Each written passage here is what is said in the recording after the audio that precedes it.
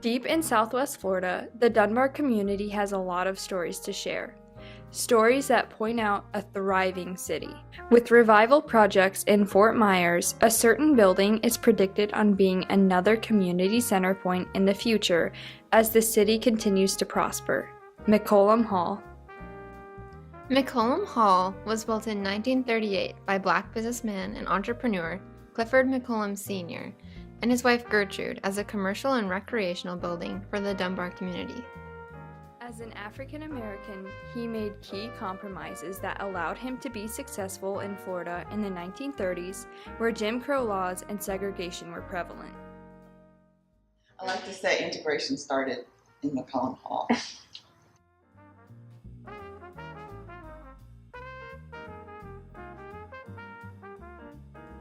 Buck was creating considerable wealth in Bolita, which means little ball in Spanish. It was a gambling system run by various ethnic groups in Tampa, Miami, and Jacksonville. This is how he was able to get funding for the hall. Buck had managed to start a smaller but highly successful version of the business in Fort Myers, where he was free from the syndicates of major Florida cities. Buck also founded the Central Life Insurance Company in Tampa, but having to steer clear of the white numbers boss Charlie Wall, Buck instead went to Lee County, which was very large for its time, but lacked that popularity. It should be noted that Buck succeeded in spite of compromises, not because of them.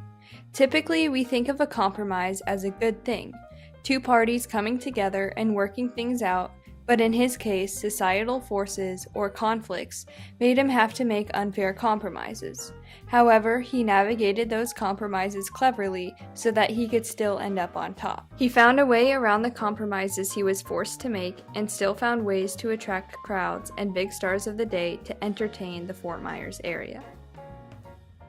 One of the most tragic events in Fort Myers history was the lynching of some African American young men. R.J. Johnson and Milton Wilson were accused of attacking two schoolgirls, and as a result were lynched without a trial. Lynching was common in the South after the Civil War when Union soldiers were removed from Southern states due to the Compromise of 1876.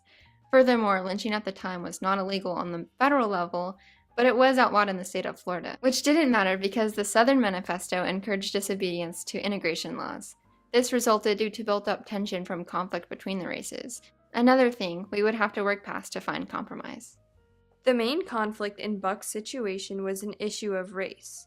African Americans faced hatred and mistreatment every single day.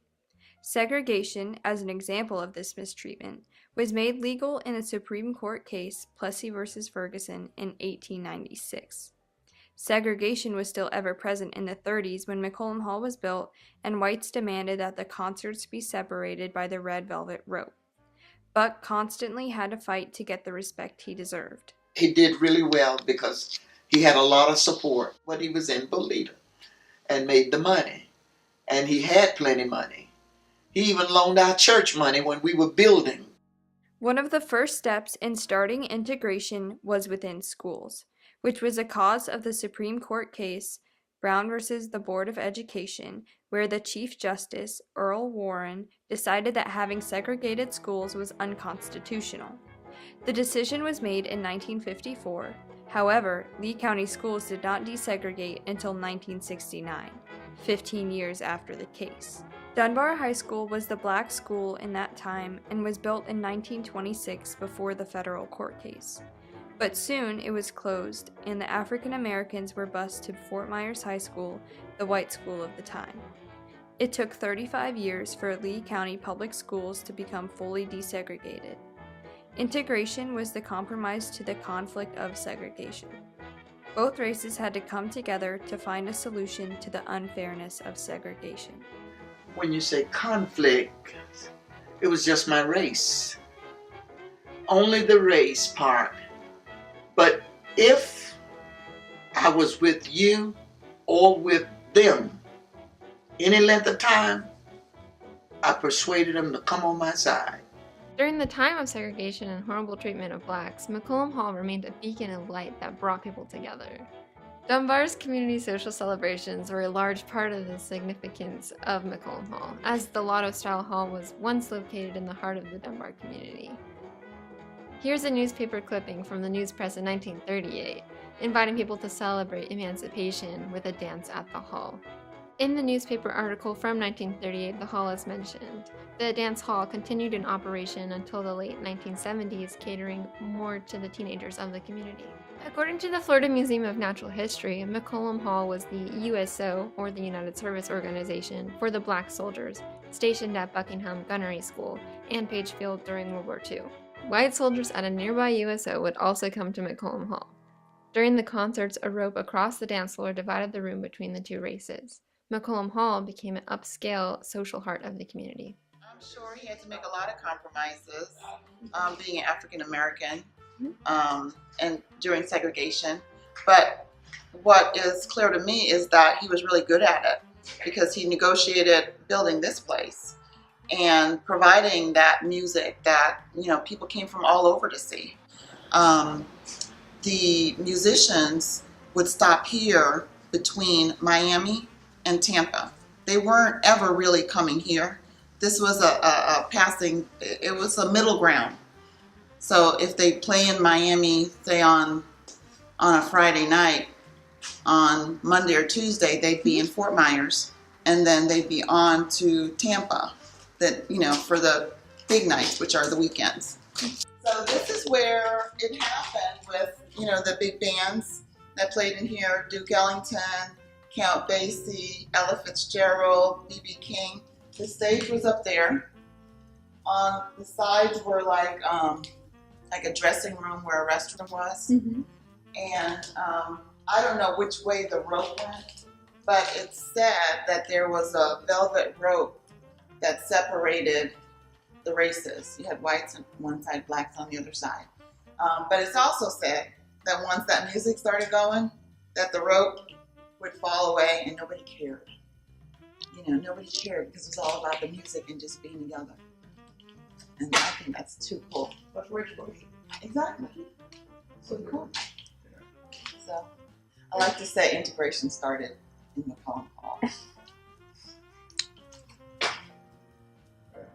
In the mid-1980s, the second floor was changed to a rooming house.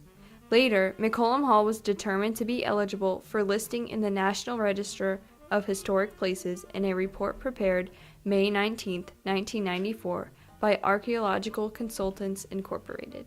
The city is so behind this project. I think the challenge has been the funding and, being able to identify that developer who can actually pull it off. And in the past, we did have a developer we were working with that unfortunately that didn't work out. So we're back at it again, and actually by the end of this month, we'll be putting out a request for proposals and seeking another developer. So the compromise on my part has just been waiting and trying to identify that right entity that will bring this property back to life. In McCollum Hall's registration, they included that a primary reason for construction of McCollum Hall was the need for commercial space in the Black community and meeting the residents' desire for a place to hold organized social gatherings. Because of the consistent population increase, Fort Myers needs a community center point.